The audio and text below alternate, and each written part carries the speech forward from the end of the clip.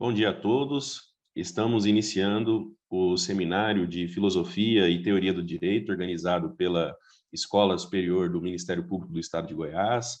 É um prazer receber todos os membros, servidores, estagiários do Ministério Público e também membros de ministérios públicos de outros estados, membros de outras carreiras, profissionais do direito de forma em geral, e cumprimentá-los e agradecê-los pela presença. Realmente é um conjunto de palestras, é um seminário que busca oferecer um momento de maior reflexão sobre temas de extrema importância, não só no âmbito acadêmico, mas no âmbito prático, que muitas vezes, por conta das atividades diárias, não são refletidos por nós da melhor forma possível, ou às vezes não conseguimos sequer ter um momento de reflexão sobre essas temáticas. Começamos hoje o seminário abordando um tema extremamente interessante e contando com a participação de um membro do Ministério Público do Estado do Paraná, Dr. Leandro Garcia Algarte Assunção, que nos honrará com a exposição de um grande tema, de um grande debate no âmbito acadêmico, mas que possui direta e inarredável impacto na nossa atividade cotidiana, não só de membros do Ministério Público, mas de todos aqueles que operam o direito. Então, já agradecendo a presença do Dr. Leandro, eu transfiro a palavra ao Dr. Eduardo Abdo Moura, ex-procurador-geral de Justiça do Ministério Público do Estado de Goiás, para que faça a apresentação inicial do nosso seminário de hoje e a apresentação do nosso palestrante. Doutor Eduardo, o senhor tem a palavra. Obrigado, doutor Danilo. Cumprimento o senhor novamente, cumprimento o nosso ilustre palestrante, doutor Leandro. É uma satisfação, né, ter aqui na Escola Superior do Ministério Público, aberto até a outras unidades, um evento como este, que, como comentávamos antes do início, nesse final de semana, conversando com o colega Danilo, é muito raro, né? O Ministério Público, enquanto instituição, às vezes ele se preocupa muito pouco com o substrato teórico, filosófico, até mesmo hermenêutico, que subjaz as suas condutas. Isso é importante, porque, até parafraseando um dos estudados de hoje, do Dworkin, ele diz que todas as vezes que você opera o direito, você está adotando ou refutando algum tipo de teoria, mesmo que não saiba disso. E justamente essa nossa alegria de ter esse evento aqui hoje, espero que ele se prolongue, né? Nós até falamos disso, porque essa ligação, o direito tem uma história, né? Ele tem um percurso, ele tem uma historicidade. As teorias no direito também. Até quando nós retornarmos, eu vou pedir uma certa ajuda ao colega Leandro, justamente porque, por eu estar no Ministério Público há um bom tempo, eu oscilei, né? Eu transitei por várias teorias, eu me indaguei pessoalmente sobre como deveria ou não como deveria agir, como a instituição deveria se comportar ou não se comportar, e isso, eu acredito que essas minhas dúvidas, essas minhas inquietações, possam representar as inquietações de vários colegas e até mesmo da instituição como um todo. Como foi anunciado, nós temos um ciclo de palestras, né, que temos 4 encontros. Além da de hoje, nós teremos ainda com o colega do Ministério Público do Espírito Santo, Alexandre de Castro Coura, né, no dia 12/9, fica já o convite, proporcionalidade e ponderação no pensamento de Alexis. No dia 19/9, levando o estudo de caso a sério, a argumentação baseada em precedentes, com o colega do Ministério Público do Rio Grande do Sul, Eduardo Augusto Pullman. E no dia 26/9, análise econômica do direito e teoria dos jogos, André Bueno da Silveira, colega do Ministério Público Federal. E no dia 3/10, encerrando coerência e integridade do direito no pensamento de Dworkin, com Ronaldo Porto Macedo Júnior. Então, fica o convite a todos para que acompanhem todas as palestras e todos os ciclos. Mas, objetivando, hoje nós temos a honra de receber o professor, pensador, colega nosso, Leandro Garcia Algarte Assunção. mestre em Direito pela Universidade Federal do Paraná, especialista em Direito Aplicado pela Escola da Magistratura do Estado do Paraná, especialista em Ciências Penais pelo Programa de Pós-Graduação em Direito da Universidade de Anhanguera e membro do Grupo de Pesquisa em Inovação, Direito e Novas Tecnologias do Ministério Público do Paraná. E, lógico, colega nosso, promotor do Paraná. Seja muito bem-vindo, doutor Leandro. E as nossas expectativas para a palestra Discricionariedade Judicial, o debate Hart versus do Working, né? Discricionariedade, esse grande pesadelo, né, que atinge todos nós, desde a atuação do Ministério Público, a discricionariedade do gestor público, a discricionariedade do juiz ao proferir as suas decisões, é justamente uma espécie de categoria básica, né, de todo o estudo sobre o qual se assenta a teoria do direito e a filosofia do direito, até onde vai e até onde não vai essa discricionariedade. Então, tendo isso por base, eu passo a palavra ao senhor e convido a todos para com muita atenção, para que possamos nos aprender um pouco mais hoje. O senhor tem a palavra. Muito bom dia a todas e todos. Bom dia, doutor Eduardo. Bom dia, Emanuele. Bom dia, doutor André, doutor Danilo. Em primeiro lugar, eu gostaria de agradecer a lembrança e o convite da Escola Superior do Ministério Público de Goiás. Para mim, um motivo de muita alegria e muita satisfação ver, em primeiro lugar, ver uma escola de Ministério Público preocupada com os debates teóricos, acadêmicos relacionados à teoria do direito e à filosofia do direito. Eu comentava também, antes da abertura, de como o convite me chamou muita atenção por um pouco por inusitado, né? Nós não estamos habituados a esse. Eu pessoalmente não estou habituado a esses debates dentro do Ministério Público, muito embora seja isso que eu tenho me dedicado na perspectiva acadêmica a estudar. Bom, como já apresentado, o meu nome é Leandro Assunção, eu integro o Ministério Público do Estado do Paraná.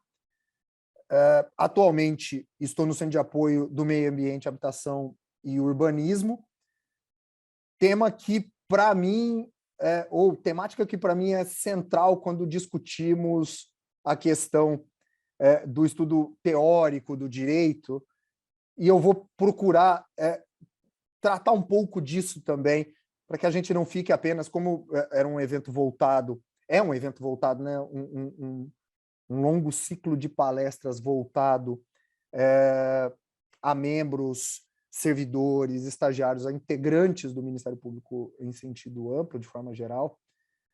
É importante que a gente tenha, em alguma medida, uma dimensão de como estes debates e esses estudos teóricos são absolutamente decisivos para o enfrentamento das questões que já estão diante de nós e estas que vêm no futuro. Este é o primeiro ponto que eu gostaria de deixar registrado. Eu agradeço mesmo a lembrança e a oportunidade. E um segundo ponto, da minha extrema honra e satisfação de poder dividir este ciclo de palestras com dois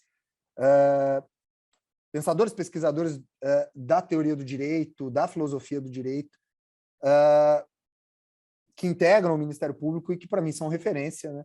O Eduardo Pohlmann não o conheço pessoalmente, mas tenho contato com ele. Ele tem um livro produzido a respeito de sorte moral a partir do Bernard Williams, um livro incrível, né? É um pensador jovem e muito qualificado. E também a honra em poder dividir esse ciclo de palestras com o Ronaldo Porto Macedo Júnior, na minha concepção e de muitos outros, o maior pensador da teoria do direito no Brasil. um estudioso e um professor muito profundo a respeito da teoria do direito, das reflexões sobre as bases do pensamento de Ronald Dworkin. Um dos livros que eu vou indicar aqui depois para a leitura é justamente o livro dele, que esse tá sempre comigo, né? Do Xadrez à Cortesia. Ele acabou de lançar um outro livro agora a respeito do Dworkin também. E esta é, sem dúvida, uma grande referência para mim, e espero que também os demais colegas que se interessam pelo tema possam ter o Ronaldo como grande referência, como um grande pensador que integrou os quadros do Ministério Público durante muito tempo, né, várias décadas, e segue sendo uma referência muito importante. Eu vou pedir licença aqui para vocês para eu poder compartilhar minha tela. Deixa eu só ver onde é que está aqui aqui. Conseguem ver? Está disponível para vocês? Conseguem aparecer? Consegue aparecer a tela aí? Ok. Bom, como eu disse, eu vou procurar fazer essa exposição.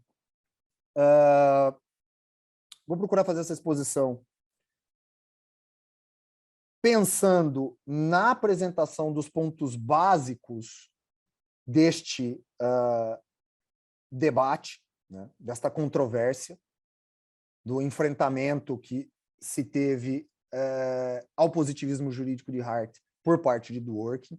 Vou procurar apresentar alguns pontos fundamentais para a compreensão do que significa isso e do impacto que isto teve para a teoria do direito. Na sequência, eu vou falar sobre, especificamente, qual o ponto central do debate relacionado à temática de discricionariedade judicial. E depois, por fim, eu vou deixar algumas reflexões sobre o que podemos pensar em termos de desafios postos já no presente e desafios do futuro para os integrantes do sistema de justiça brasileiro, e em especial para os membros do Ministério Público, os integrantes do Ministério Público em sentido geral, relacionados à temática da discricionariedade judicial. E com isto, eu aí vou me encaminhar para o encerramento, e a ideia é que nós possamos justamente pensar estes desafios, tanto em termos teóricos como em termos práticos, para permitir um diálogo depois nos debates, nas perguntas e nas discussões que vão se seguir, né? E aí eu começo falando um pouco sobre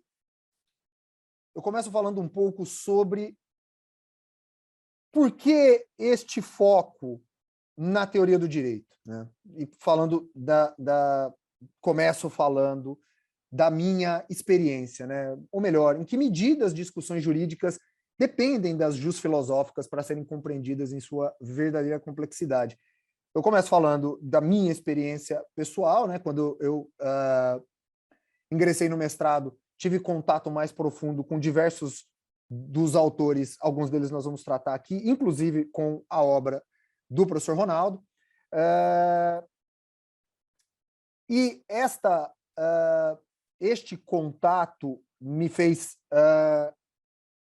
convenceu de que o estudo da teoria do direito ele é fundamental para que possamos compreender de maneira mais clara quais os problemas ou qual a complexidade destes desafios que temos a enfrentar durante a nossa trajetória profissional.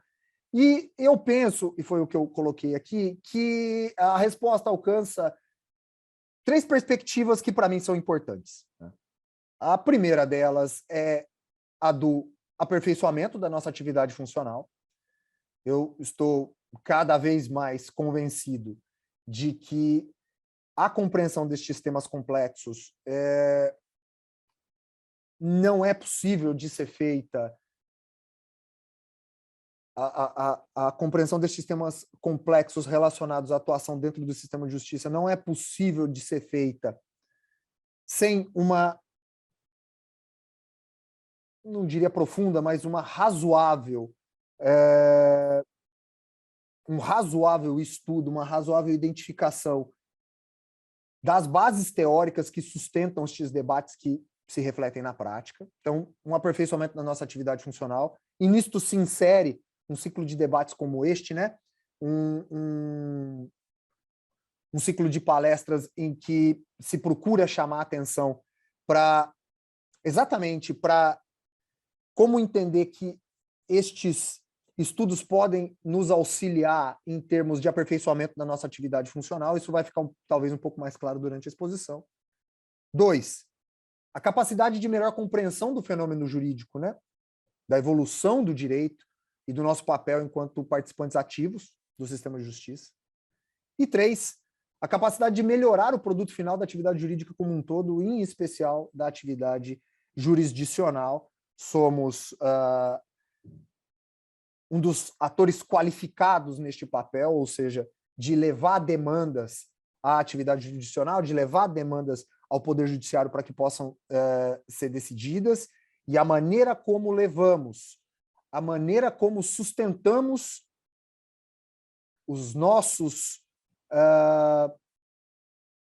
as nossas posições institucionais em defesa da sociedade, ou melhor, a maneira como nós sustentamos as nossas posições institucionais na defesa dos interesses coletivos em sentido amplo da sociedade brasileira, da comunidade política entendida como nação brasileira. Isto, para mim, depende também de um razoável ou de uma razoável compreensão das bases teóricas que sustentam os debates cotidianos nos tribunais e nas relações que temos com outros atores institucionais, em busca disto que temos como referência, deste valor fundamental, não valor último, mas valor fundamental chamado justiça, chamado equidade. Então, esses 3 pontos me parecem decisivos para que a gente possa, ou para que vocês possam entender a maneira como eu desenhei essa exposição, né? Aperfeiçoamento da nossa atividade funcional, melhor compreensão do fenômeno jurídico, capacidade de melhorar o produto final da atividade jurídica. E aí eu fiz 2 referências rápidas aqui e procurei já deixá-las expostas, porque isso talvez facilite depois, eu vou compartilhar o material, mas isso facilite depois na busca das obras, né? Eu também faço uma referência às obras no final. Rapidamente, uma passagem que para mim é marcante do Hart, né, que é o nosso grande nome hoje aqui, junto com o do Working, né? A passagem do Hart, logo no início do conceito de direito, em que ele sustenta que poucas indagações sobre a sociedade humana têm sido mais estudadas, têm sido mais debatidas e têm tanta controvérsia quanto a pergunta sobre o que é direito. Isso do ponto de vista da discussão teórica, dos teóricos, daqueles que se dedicam a estudar, dos acadêmicos que se dedicam a estudar o fenômeno jurídico, né? E essas afirmações, elas são, portanto, diz Hart, o fruto de profundas reflexões sobre o direito feitas por homens que eram, antes de tudo, juristas, ou seja, dedicados por profissão a ensinar ou a praticar o direito, e, em alguns casos, a aplicá-los como juízes. Temos pensadores que estão na história da teoria do direito, que também exerceram a judicatura, também exerceram a magistratura, e que procuraram discutir teoricamente o que é direito, inclusive para permitir a sua aplicação prática enquanto juízes. Só que, de outro lado, numa estranha contraposição, é o que diz o Hart, essa interminável discussão teórica contida nos livros, é possível perceber que a maioria das pessoas que não são da atividade de estudo teórico do direito, ou seja, a maioria das pessoas que integram a comunidade política, né, que compartilham de algum senso comum a respeito do que é direito, do que é justiça, elas conseguem, com relativa facilidade, com relativa segurança, citar exemplos do que vem a ser o direito. Então, o Hart chama a atenção para este paradoxo que é definitivo em termos de estudo do direito. Ao mesmo tempo que nós temos séculos de estudo teórico a respeito da definição do que é o direito e do alinhamento sobre propostas teóricas que buscam descrever conceitualmente o fenômeno jurídico. De outro lado, quando nós questionamos quem não é da área, quando perguntamos diretamente a quem não é da área, não é difícil colher exemplos e indicações de situações que se caracterizam como direito. E o Hart chama atenção para esse paradoxo. Como isso não acontece? Ele diz não acontece na química, não acontece na aritmética, mas acontece no direito. Teóricos gastam tempo e energia de uma vida, muitas vezes, para discutir o que é o direito, enquanto na sociedade civil, digamos assim, esta não parece ser uma discussão porque são capazes de facilmente apontar o que vem a ser o direito. Ou, pelo menos, citar exemplos desta prática. E um outro autor também relevante, também importante, que faz um destaque pertinente, eu quis também deixar registrado aqui, é o Manuel Atienza, professor espanhol, no sentido do direito, em que ele diz que a existência do direito não assegura uma ordenação justa da sociedade, nem o maior grau de justicidade é sinal de maior justiça, mas nas sociedades complexas, e isso é importante entender, tá, pessoal? Quando nós falamos de toda essa discussão teórica do direito, nós procuramos fazer essa discussão a partir de um recorte que deixa para trás antiguidade, Idade Média, onde, e aqui para nós a referência da Revolução Francesa é fundamental, nós deixamos para trás discussões sobre o que é direito na antiguidade, na Idade Média, e nos concentramos exatamente sobre o processo de construção, de criação do fenômeno jurídico na perspectiva da era moderna. Por quê? Por dois motivos básicos, né, fundamentais. O primeiro deles, nós estamos diante de um momento histórico de abertura e proteção de interesses, sobretudo de interesses de minorias, que não tinham voz e vez até este momento, e a gente pode tomar o Kant como este grande propulsor da defesa de direitos fundamentais, ou seja, é a partir da era moderna que estes interesses passam a ser reconhecidos e defendidos, porque até então, se a gente for ter uma referência de Idade Média, ou se for pensar o direito a partir da produção da sua autoridade normativa, nós temos lá a figura do soberano, que define o que é certo e o que é errado. Temos muito próximos ao soberano clero e nobreza, fechando essa concepção de corpo, que é a ideia de corporativismo que nós temos ainda presente quando procuramos identificar o que se trata essa defesa de interesses especificamente de classes, essa ideia de corporativismo, mas a ideia de corporativismo vem desta relação de corpo em ombros, crença, clero-nobreza e a cabeça o soberano, em que define o que é o certo e o errado para todos os demais, e estes outros interesses não impactam. Estes outros interesses não têm possibilidade de defesa num sistema como esse. Na era moderna, isto muda.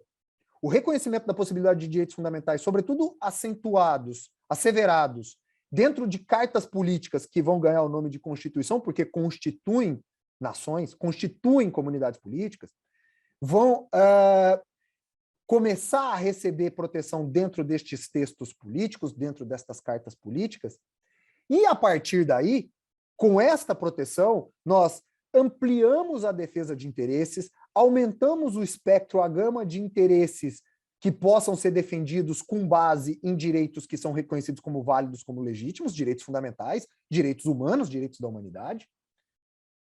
E isto torna as nossas sociedades muito mais complexas em relação às sociedades anteriores. É esta complexidade que faz com que o direito precise agora ser estudado e entendido a partir dela, ou seja, a partir desta complexidade. A ideia é que nós possamos perceber que a existência do direito em sociedades complexas, ela é indispensável. Se for possível falar de sociedades primitivas, constituídas sem a construção de um ordenamento jurídico ou a construção do fenômeno jurídico com base em todas essas referências de comunidade política, de direitos fundamentais, de direitos humanos, de preservação destes interesses, nas sociedades da Idade Moderna isso já não é possível fazer. Ou agora, eu sigo defendendo que seguimos ainda, né, nesse período de era moderna, mas para quem fala de pós-modernidade, de modernidade tardia, enfim, também também estamos nesta perspectiva, também estamos neste paradigma, ou seja, o direito, se foi algum dia dispensável para sociedades complexas, ele é indispensável, para nossas sociedades atuais, ele é indispensável.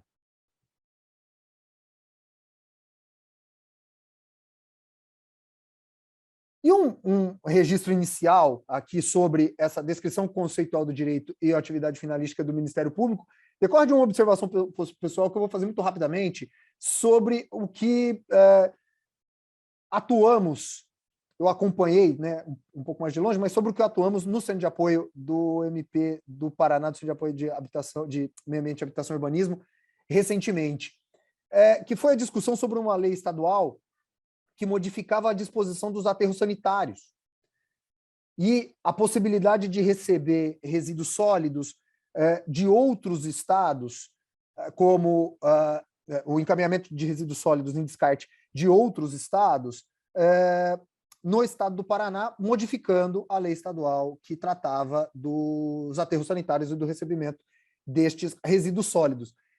E a discussão, o estudo que se colocou, que se estabeleceu lá, foi um estudo de se refletir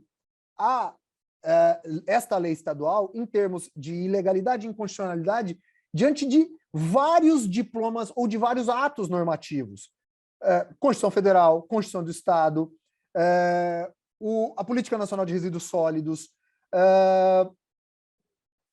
a Política Estadual do Estado do Paraná de Resíduos Sólidos, resoluções do CONAMA, resoluções do Conselho Estadual do Meio Ambiente, resoluções do Conselho Estadual de Recursos Hídricos, enfim, toda a discussão a respeito deste ato normativo que foi aprovado, desta lei estadual de aterros sanitários, foi colocada em perspectiva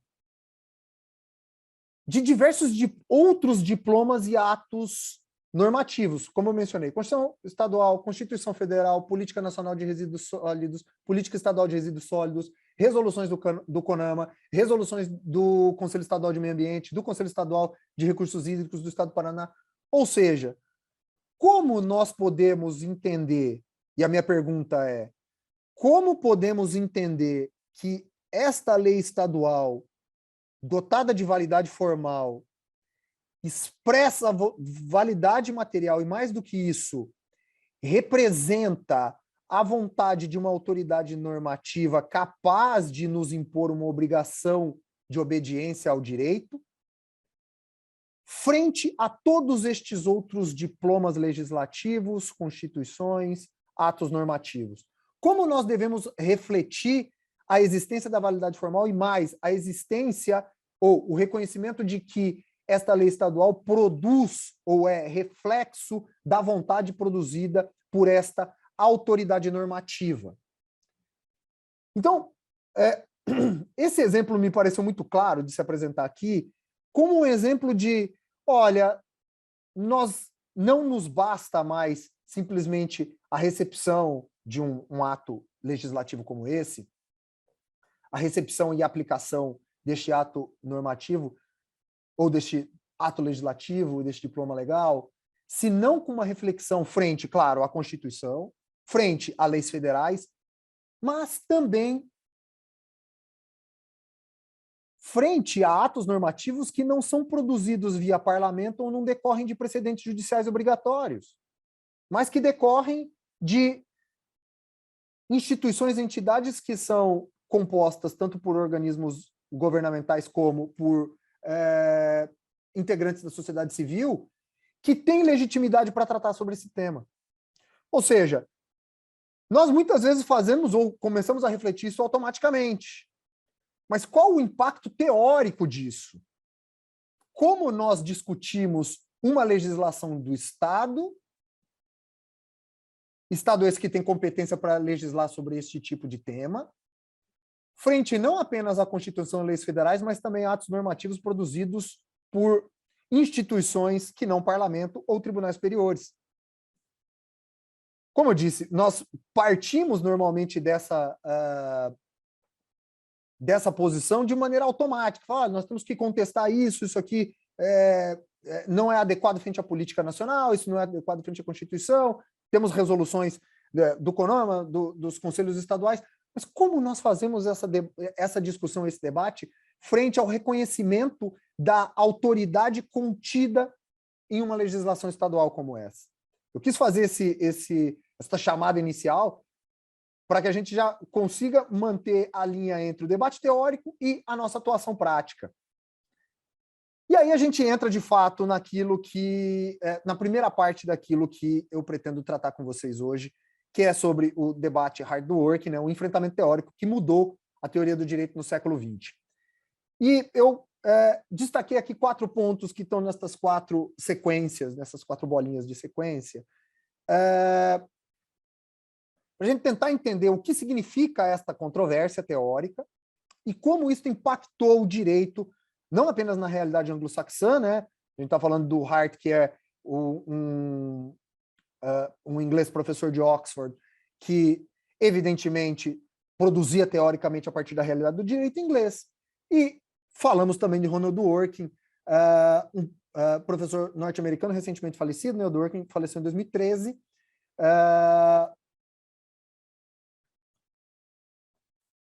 que pensava a sua proposta teórica de descrição do direito a partir da realidade do direito norte-americano.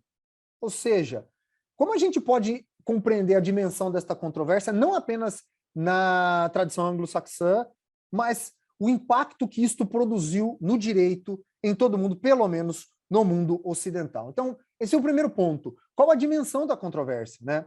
E a controvérsia hard work, né, em especial no que se refere à descrição conceitual do fenômeno jurídico e à discricionariedade judicial, são as duas perspectivas que eu pretendo tratar hoje, ela acaba por influenciar toda a teoria do direito a partir dos anos 60 e 70, e o Ronaldo tem uma expressão que para mim é decisiva, né, professor Ronaldo, de que a partir das críticas do Dworkin ao positivismo jurídico de Hart, também Kelsen, né, o Dworkin também escreve sobre Kelsen, mas especialmente Hart é o seu alvo preferencial. A partir destas críticas, os adeptos do positivismo jurídico tiveram que lançar a mão de e essa expressão do professor Ronaldo, de uma parafernália filosófica para poder sustentar as posições, as teses centrais do positivismo jurídico e garantir a permanência desta proposta teórica dentre as válidas que se preocupam em descrever conceitualmente o direito. Então, além de influenciar todo o mundo ocidental a partir dos anos 60 e 70, redefine e reposiciona o debate conceitual acerca do direito, exigindo do positivismo jurídico uma nova e muito mais profunda construção teórica baseada em argumentos filosóficos para manter seus postulados centrais e defender suas posições, a sua posição das críticas produzidas por aquilo que genericamente chamamos de antipositivistas, né? Sejam os interpretativistas de uma linha mais como Ronald Dworkin, Neil McCormick, dentre outros, como de justnaturalistas contemporâneos, e aí John Finnes tendo um grande destaque nesta linha dos justnaturalistas contemporâneos. E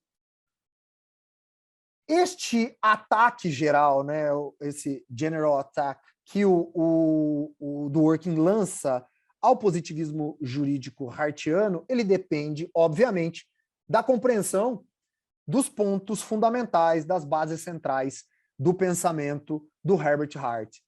E eu também procurei dividir aqui em 4 pontos que eu vou pontuar, que eu vou tratar objetivamente, sobre o que significa o que falamos quando tratamos de positivismo jurídico de linha hartiana, né? Bom, o primeiro desse ponto, é uma compreensão do direito a partir da relação do direito com o uso da linguagem, ou seja, uma influência decisiva em Hart do círculo de filosofia analítica da linguagem que se desenvolvia em Oxford e Cambridge, ali na virada do século passado, dos anos 50, né? Uma influência decisiva de uma compreensão do direito a partir da filosofia da linguagem, não mais a partir da filosofia do sujeito. Nós temos um outro ex-integrante do Ministério Público, que é também uma outra referência enorme em teoria do direito e em hermenêutica jurídica, o professor Lênio Streck, que eu vou mencioná-lo também, e é ele quem trata, talvez no Brasil, com maior profundidade sobre como esta ruptura entre o jurista do solipsismo para o jurista da compreensão da linguagem, ou para o jurista da compreensão do direito a partir da linguagem, ou seja, numa linha de Wittgenstein de que não há mundo fora da linguagem, não existe vida fora da linguagem, tudo está contido na linguagem, portanto, o direito também está contido dentro da linguagem, sem aquela busca por características essencialistas do que cada coisa significa, mas significando a compreensão do direito por meio de convenções dadas pela linguagem. Esse é o primeiro ponto. A grande diferença do Hart para os outros pensadores identificados anteriores, identificados ao positivismo jurídico e a uma linha extensa desde o Thomas Hobbes, todos os outros autores ligados ao positivismo jurídico, Hart se difere por compreender o papel da linguagem ou a decisiva influência da filosofia da linguagem na descrição conceitual do direito. Ponto 1. Ponto 2. O Hart, ele constrói a sua proposta teórica de positivismo jurídico se afastando do positivismo jurídico de John Austin e de Jeremy Bentham. Desculpe. Em que sentido? Austin e Bentham sustentavam que o direito ele era composto basicamente por comandos normativos. Kelsen também sustenta isto. Ou seja, o direito ele é composto por comandos normativos derivados, determinados por uma autoridade soberana dentro de um território específico sob a sua incidência. Estes comandos normativos, eles determinam ao sujeito, determinam a cada um de nós o que devemos ou não devemos fazer. Estes comandos normativos, ao nos determinar, prevêem a possibilidade de imposição de sanções em caso de descumprimento, e aí há toda uma estrutura jurisdicional responsável por aplicar estes comandos em caso de descumprimento. Austin, Bentham, todos os autores, como diz o próprio Kelsen, todos os autores que vêm desta linha desde Hobbes, entendem o direito como um conjunto de comandos normativos. Hart rompe com isso. Porque o Hart, e o exemplo que ele dá é o exemplo do testamento, ou seja, se elabora um testamento, Hart diz, elabora-se um testamento produzido sem observância dos critérios, dos requisitos formais mínimos para que ele tenha validade, para que ele tenha aceitação jurídica. Qual é a sua consequência? A sua consequência é de que ele não terá não produzirá nenhum tipo de efeito jurídico. Todos estes autores entendem isso como uma sanção. Hart diz que não. Isto não é sanção. Isto é uma consequência da falta de observância destes critérios anteriores. Mas não há uma sanção decorrente desta não observância. Há uma consequência lógica de que a não observância destes requisitos para o testamento vai afetar a possibilidade de produção de efeitos jurídicos. Quando Hart diz isso, ele reflete que o direito não é apenas composto por comandos normativos. Ele também é composto por outros tipos de padrões, ou por um outro tipo de padrão, melhor dizendo, responsável por permitir com que as normas que impõem sanções possam ser criadas. E aí é o terceiro ponto. Para o Hart, o direito corresponde a um conjunto de regras primárias e regras secundárias. Regras primárias são normas de comportamento capazes de determinar condutas aos sujeitos sob sua autoridade. São os comandos normativos lá de Austin, Bentham, etc.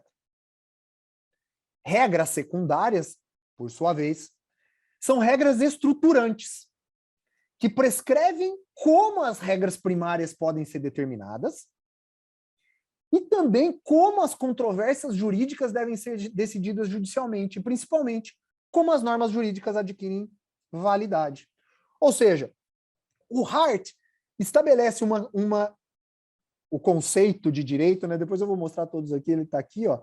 O conceito de direito, a sua descrição teórica do direito, parte da definição, essa descrição teórica parte da definição de que o direito é um conjunto de regras primárias e secundárias.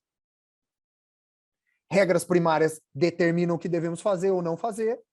Regras secundárias são as regras estruturantes que permitem com que as normas sejam criadas, modificadas, alteradas, mas mais do que isso, permitem com que a gente possa identificar a validade jurídica destas normas. Validade formal. A validade jurídica destas normas. A gente vai falar disso já na sequência. Que é o quarto ponto. Ou seja, a verificação de validade das normas jurídicas depende fundamentalmente desse fato social. Eu já vou falar sobre o que é isso, chamado por Hart de norma ou regra de reconhecimento, e que permite aos cidadãos e aos oficiais identificar quais normas são juridicamente válidas para serem aplicadas aos conflitos de interesse. Hart divide as normas ou regras secundárias em normas de julgamento, normas de alteração e norma de reconhecimento. Normas de julgamento, como a estrutura judicial vai ser constituída para decidir as controvérsias. Normas de alteração, como as normas vão ser criadas, modificadas, transformadas, excluídas do ordenamento jurídico para permitir o caráter dinâmico e para fazer com que o caráter estático do direito tenha este diálogo com o caráter dinâmico, permitindo a sua renovação. E, especialmente, ele define o que é norma ou regra de reconhecimento. Norma ou regra de reconhecimento, para Hart, é um fato social, ou seja, algo compartilhado pelos integrantes da sociedade civil, da comunidade política e pelos oficiais do Estado. É um fato social decorrente de uma convenção, de uma convencionalidade, por isso que o positivismo jurídico, a tese da convencionalidade é fundamental.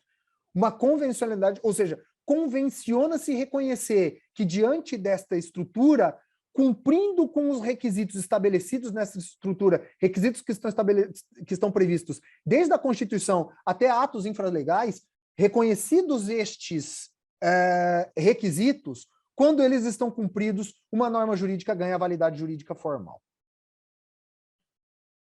O paralelo aqui, óbvio, é com a norma hipotética do Kelsen, né? A norma fundamental, a norma hipotética fundamental do Kelsen. A diferença é que o Kelsen pensava, e por que eles criaram tanto a norma hipotética fundamental Kelsen como a regra de reconhecimento Hart? Por que eles criaram? Para evitar o retorno ao infinito do fundamento de validade do ordenamento jurídico. Ou seja, normas jurídicas têm o seu fundamento a partir de outras normas jurídicas que são hierarquicamente superiores. Ok, mas e o ordenamento jurídico como um todo? Qual o seu fundamento? Em que ele se encontra fundamentado? Kelsen diz, ele se encontra fundamentado na norma hipotética fundamental. E o que é isto? É uma norma, não uma norma posta, não uma norma positivada, mas uma norma suposta, uma norma hipotética, que se encontra fora da pirâmide. Todo mundo se recorda, né, daquela pirâmide kelseniana, que tem a Constituição no ápice e os atos infralegais na base. Ela se encontra fora da pirâmide normativa de Kelsen e lhe dá sustentação. Ela é uma norma suposta, é um truísmo, nós compartilhamos o reconhecimento desta norma suposta, e esta norma suposta hipotética fundamental dá fundamento ao ordenamento jurídico. Hart parte de uma outra explicação. O que dá validade ao ordenamento jurídico é um fato social, uma convenção compartilhada pelos membros da sociedade civil e pelos oficiais do Estado, que reconhece que esta estrutura é a estrutura apta a produzir direito, apta a produzir normas jurídicas e que, portanto, uma vez cumpridos os requisitos de atribuição da validade, uma norma jurídica deve ser reconhecida como válida do ponto de vista formal. Esse comparativo entre essas duas é importante para a gente entender o que cada um procurou descrever na sua proposta teórica relativa ao direito no positivismo jurídico. Ou seja, a regra de reconhecimento é aquela que permite a existência de requisitos jurídicos formais dentro do ordenamento que são capazes de atribuir validade às normas jurídicas. E esta é fundamentalmente a base do positivismo jurídico de linha hartiana. O direito como um conjunto de regras primárias e secundárias. Dentro das regras secundárias, nós temos a regra de reconhecimento. E esta regra de reconhecimento é a que permite com que o ordenamento tenha dentro dele a previsão de requisitos formais capazes de atribuir validade a uma norma jurídica quando preenchidos estes requisitos. Esta linha hartiana, como eu disse, ao incorporar estes elementos da filosofia da linguagem e ao romper com esta ideia de comandos normativos, permitiu a proposta do justpositivismo de melhor definir fenômenos como o da falta de requisitos do testamento, por exemplo, melhor definir fenômenos do que da maneira como se fazia até então. E aí entra Dworkin e o seu ataque às bases do positivismo jurídico. E em que consiste este ataque? Basicamente em 4 pontos. Também 4 pontos eu dividi aqui. O primeiro deles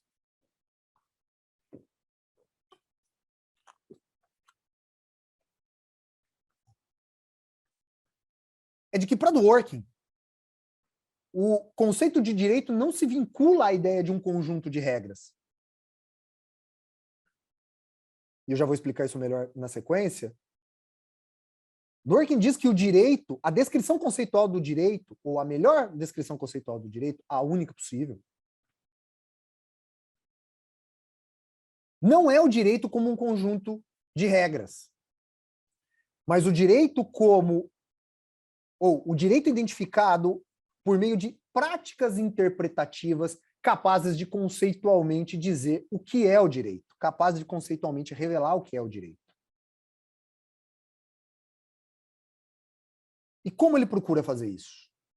Por que nós podemos, por que definimos a proposta de Dworkin como uma proposta teórica interpretativista?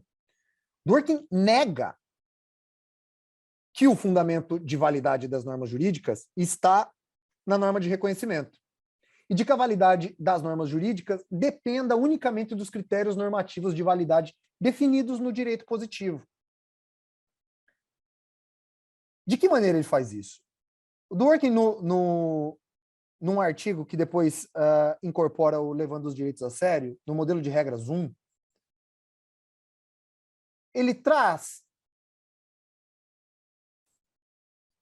alguns exemplos de julgados feitos por tribunais de justiça dos Estados Unidos que parecem negar a tese positivista.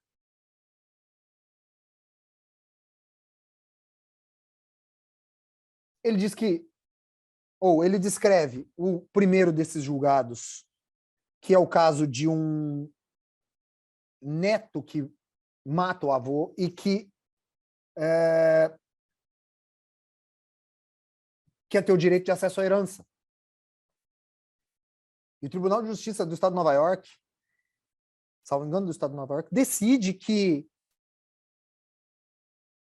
este neto não pode ter acesso à herança porque ninguém pode se valer da própria torpeza. Um outro julgado relativamente a direito do consumidor,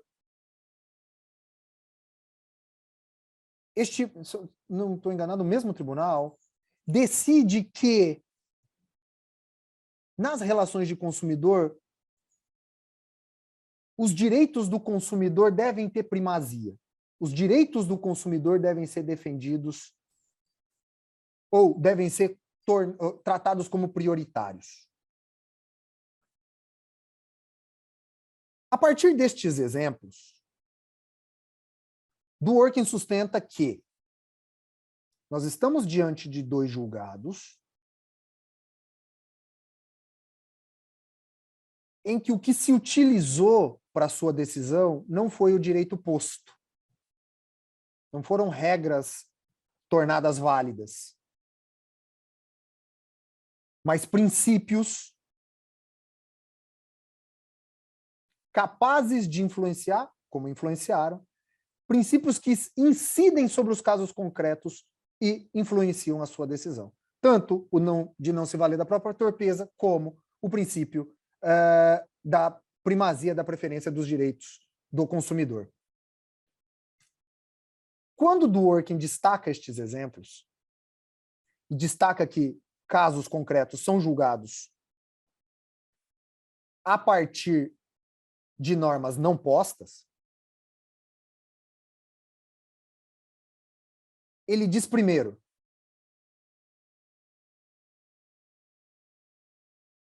se o direito, ou se isto que eu acabei de mencionar, que os tribunais fazem diariamente,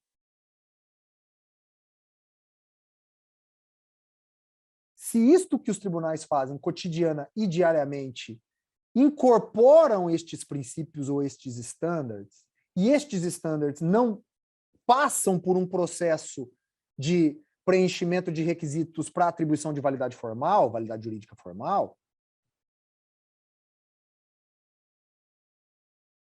o positivismo jurídico falha ao descrever o direito como um conjunto de regras.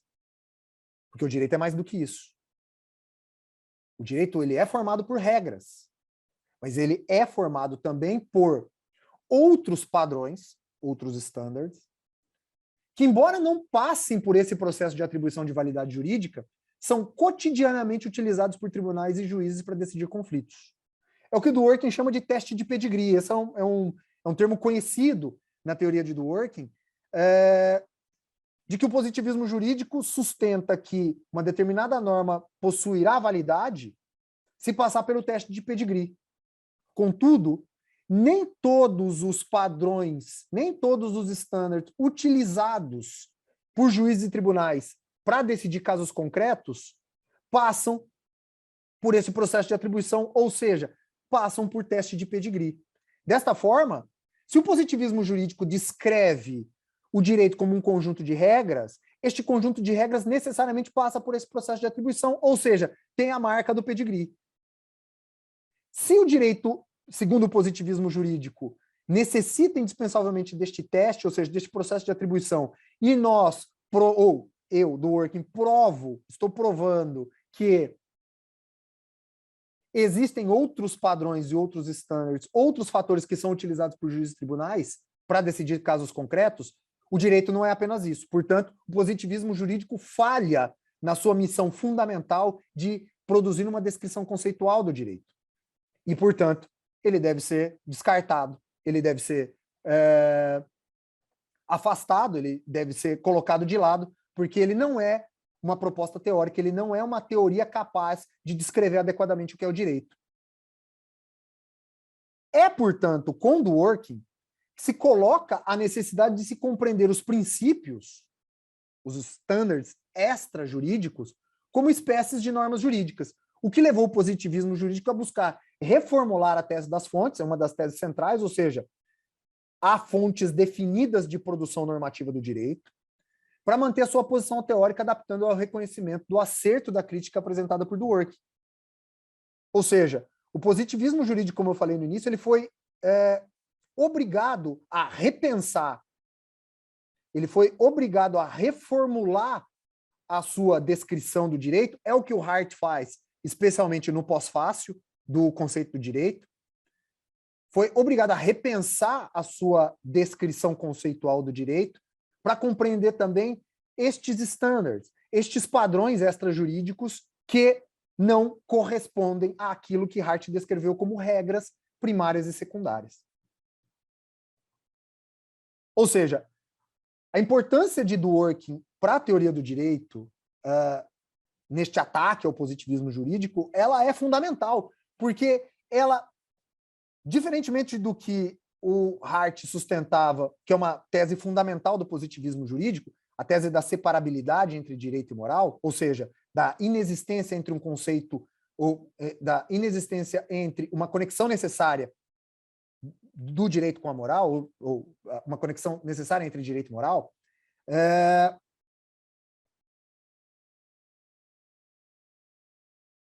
a tese da separabilidade também é colocada em xeque, porque, muito embora o positivismo jurídico permaneça sustentando que não há uma conexão necessária, há outros tipos de conexão que não podem ser afastados e não podem ser desconsiderados.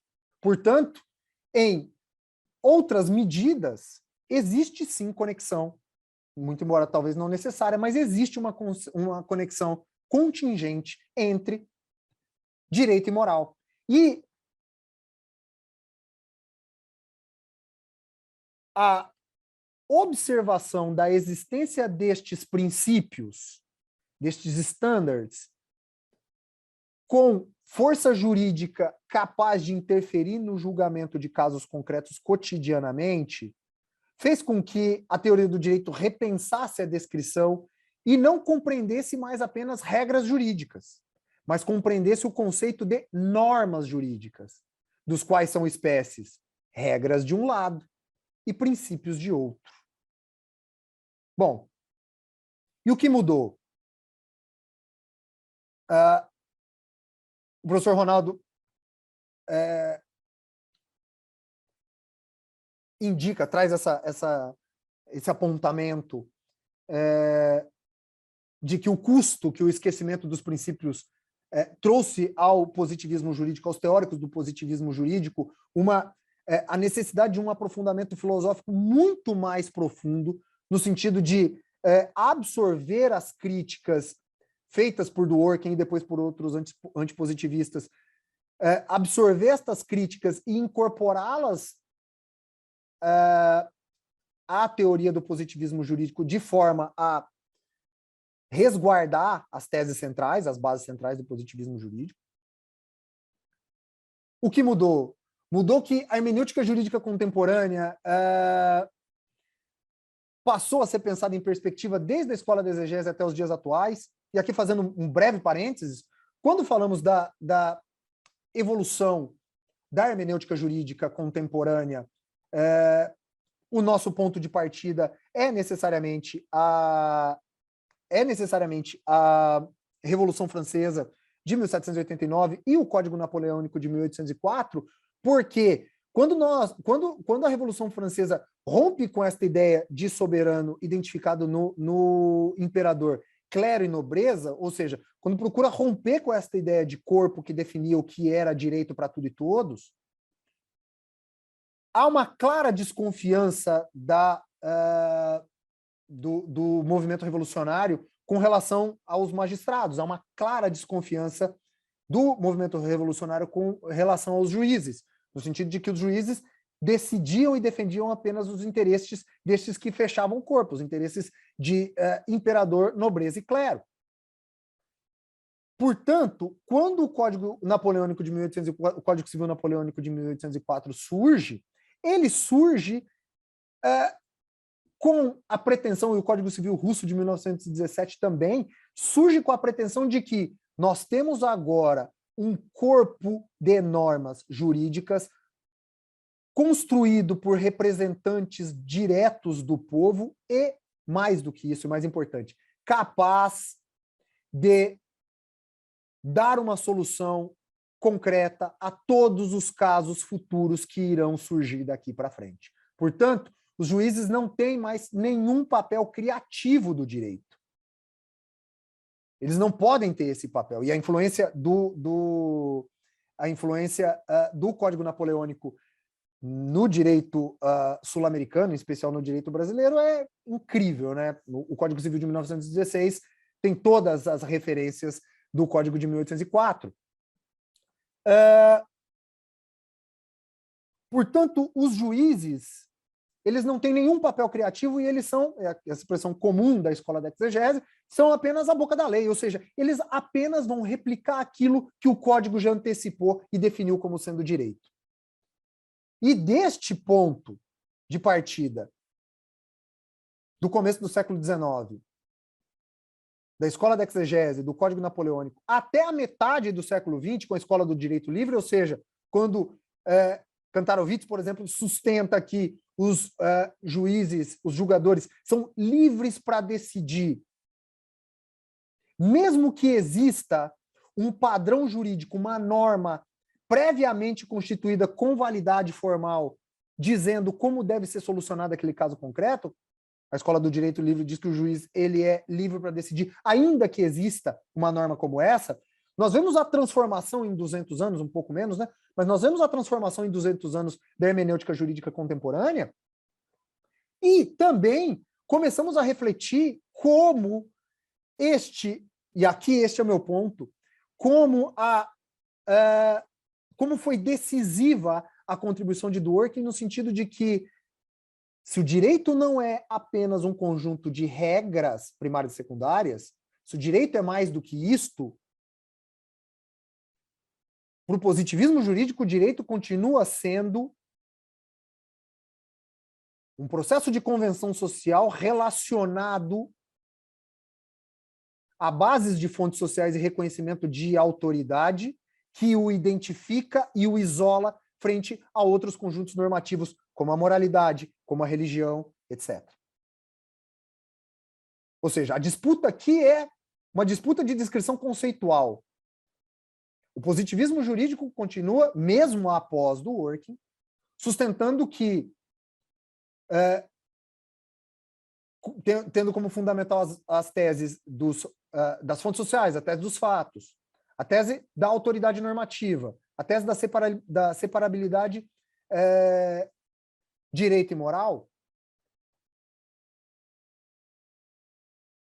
o positivismo jurídico continua sustentando a capacidade de descrição do direito com base nestas teses e com base em separá-lo de outros conjuntos normativos, ao passo que os interpretativistas, a partir de Dworkin, sobretudo, entendem que o direito não é um conjunto de regras ou padrões, etc. Ele é uma prática interpretativa. Ou seja, o livro do professor Ronaldo se diz do xadrez à cortesia porque a analogia não é mais como um jogo de xadrez previamente definido em regras e princípios, mas é sim uma cortesia, ou seja, uma prática interpretativa de melhor qualificação argumentativa capaz de, ao final, entregar a única resposta possível a um dado caso concreto. Ou seja, o direito ele é, sobretudo para Dworkin, uma prática interpretativa e não um conjunto de regras. A reação do positivismo jurídico, exclusivismo e inclusivismo, ou seja, a maneira como o positivismo jurídico procurou se colocar contrário, ou absorver as críticas de Dworkin e reforçar as teses do positivismo jurídico a partir da linha exclusivista, com Joseph Raz, com Andrei Marmor, ou a partir da linha inclusivista com Matthew Kramer, Wallashaw, Kenneth Rima, Friedrich Schauer, ou seja, autores que procuraram absorver essa crítica e entender o valor da moralidade na compreensão do que é o próprio direito. Então, para fechar este ponto, a conclusão que se tem aqui é de que houve um revigorar da importância dos princípios que sempre estiveram presentes, né? Nós sempre tratamos isso dos princípios gerais do direito, né? Revigorar a importância dos princípios como padrão argumentativo para a justificação de decisões judiciais e de qualquer outra forma de aplicação do direito. Em especial, e esse é um ponto importante, em especial a partir do processo de sua constitucionalização verificado após a segunda metade do século XX. Isso se deve, em grande medida, a Ronald Dworkin e a observância, ou melhor, a compreensão da constitucionalização destes princípios a partir das catástrofes humanitárias do final da primeira metade do século XX, nos coloca hoje desafios presentes e futuros que são indispensáveis para a nossa atuação profissional.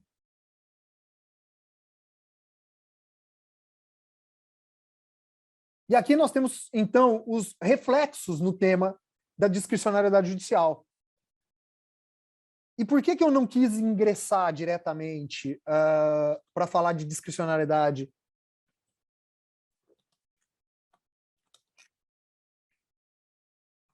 Porque nós, pelo menos a maneira como eu entendo o problema, nós só conseguimos compreender a dimensão da discussão sobre discricionariedade judicial se nós entendemos, ou se nós entendermos quais as bases teóricas das propostas de cada um deles, das propostas de Hart e da proposta de Hart e da proposta de Dworkin. Porque é a partir desta proposta teórica que diz que a descrição conceitual do direito se refere a um conjunto de regras primárias e secundárias, ou de que a descrição conceitual do direito, na verdade, se relaciona ao reconhecimento de uma prática interpretativa da qual decorre o aprimoramento, numa linha gadameriana mesmo, numa linha de Gadamer, num contínuo e constante aprimoramento argumentativo de círculo hermenêutico a permitir que se chegue à única resposta possível para um dado caso concreto. Quando nós entendemos as bases da teoria de Hart e da teoria de Dworkin, fica mais fácil ou menos difícil, talvez, entender qual o ponto deles a respeito de discricionariedade judicial. Então, como Hart e Dworkin compreendem a discricionariedade? É importante dizer que o Dworkin, no modelo de regras 1, ele trata de 3 acepções de discricionariedade, né? 2 acepções em sentido fraco, em que ele e Hart concordam, e a acepção em sentido forte, que é onde há a discordância entre eles, e é a que eu vou me focar aqui, e que a relevante é a discricionariedade judicial em sentido forte, qual seja, para Dworkin, discricionariedade em sentido forte é a ausência de uma obrigação legal para que o julgador decida de uma dada forma. Ou seja, se reconhece discricionariedade judicial quando se reconhece a ausência de uma obrigação de direito, de uma obrigação legal, para que o juiz decida de uma determinada maneira. Como Hart compreende a discricionariedade? Só um parênteses rápido, Kelsen também também escreve sobre isso no capítulo 8 da Teoria Pura do Direito, quando ele fala da analogia da moldura. O Hart fala de uma textura aberta das normas. Ou seja, com base nesta acepção da filosofia da linguagem, da descrição conceitual do direito a partir da filosofia da linguagem, Hart entende que as normas, muitas vezes, elas são constituídas de uma textura aberta, em contrário da textura fechada. A textura fechada seria quando aquela norma ela é descrita de tal maneira que não há espaço para nenhuma discussão interpretativa. Mas boa parte das regras, e aí o processo de constitucionalização dos princípios a partir da segunda metade do século XX, ele é fundamental porque ele faz inserir dentro das constituições, ou seja, com um espectro de validade máxima, o espectro de superioridade hierárquica máxima, melhor dizendo, ele faz com que estes princípios passem a ter impacto decisivo no processo de interpretação, porque agora constitucionalmente instituídos, e mais do que isso, a descrição de princípios, e de muitas regras também, mas as descrições normativas contidas em constituições, em muitos outros diplomas, mas em especial em constituições, elas são abertas, elas são amplas no sentido de abarcar a maior possibilidade de casos concretos possível. Hart chama isso de textura aberta das normas.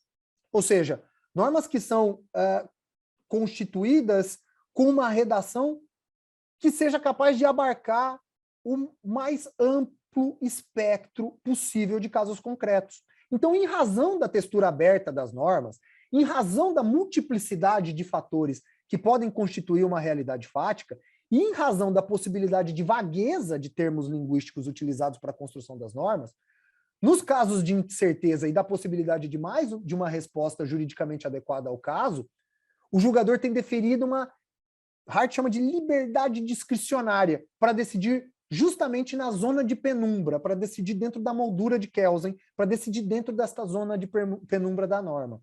Ou seja, para Hart, a depender da textura aberta das normas, da multiplicidade de fatores que constituem uma realidade fática e da vagueza dos termos linguísticos utilizados na construção das normas, é possível que, para uma determinada norma,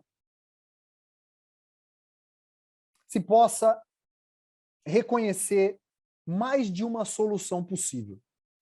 Se podendo reconhecer mais de uma solução possível, ou mesmo nos casos de ausência de solução,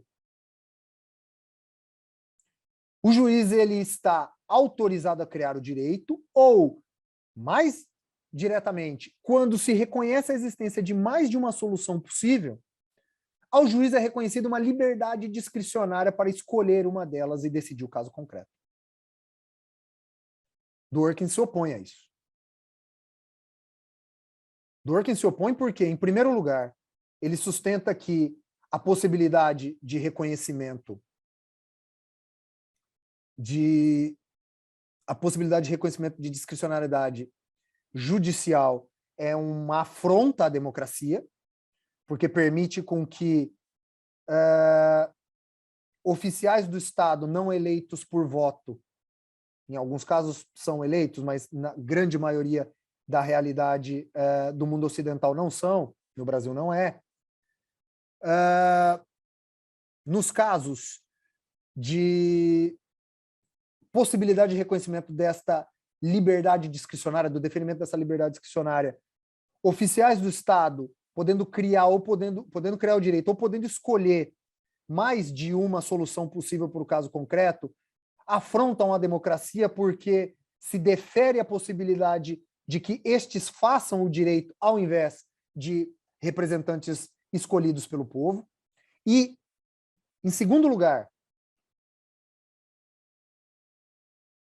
esta liberdade permite com que o juiz possa decidir ou possa escolher a melhor opção sem nenhum controle. Esta discricionariedade exercida sem nenhum controle, para Dworkin, não é nenhuma discricionariedade, não é nenhuma liberdade diferida, mas é puramente arbitrariedade judicial, decisionismo, como diz o professor Lênio. Então, para Dworkin, dentre as críticas ao positivismo hartiano, a que de fato interessa para nós aqui é a chamada tese da discricionariedade, em que o Dworkin afirma que, nos chamados casos difíceis, ou seja, naqueles casos em que não há uma prévia definição de como ele deve ser resolvido, ou seja, não há uma norma previamente estabelecida que, por meio da subsunção, possa dar solução para o caso concreto. Nos casos difíceis, ou seja, quando não há uma resposta direta, quando não há uma previsão normativa que possa diretamente responder e dar solução a um caso concreto, de acordo com o positivismo jurídico na visão do Dworkin, os juízes eles agem discricionariamente, ou seja, eles agem com liberdade absoluta. E eles podem criar uma regra própria para a hipótese. E aí, ele lança estas duas questões que eu já mencionei. Primeiro, a ausência de controles racionais para decisão convertem o processo decisório em arbitrariedade. E segundo, o reconhecimento de uma discricionariedade judicial nos casos difíceis é característica de um sistema constituído exclusivamente por regras. Dworkin nega esta descrição conceitual. Para ele, o direito não é um conjunto de regras, seja quais forem, primárias, secundárias, enfim, um conjunto de comandos normativos. O direito não é isso. O direito é uma prática interpretativa, como eu já mencionei. Então, diz que o reconhecimento da existência de discricionariedade judicial parte da premissa de que o que nós estamos diante de nós é um sistema constituído exclusivamente por regras.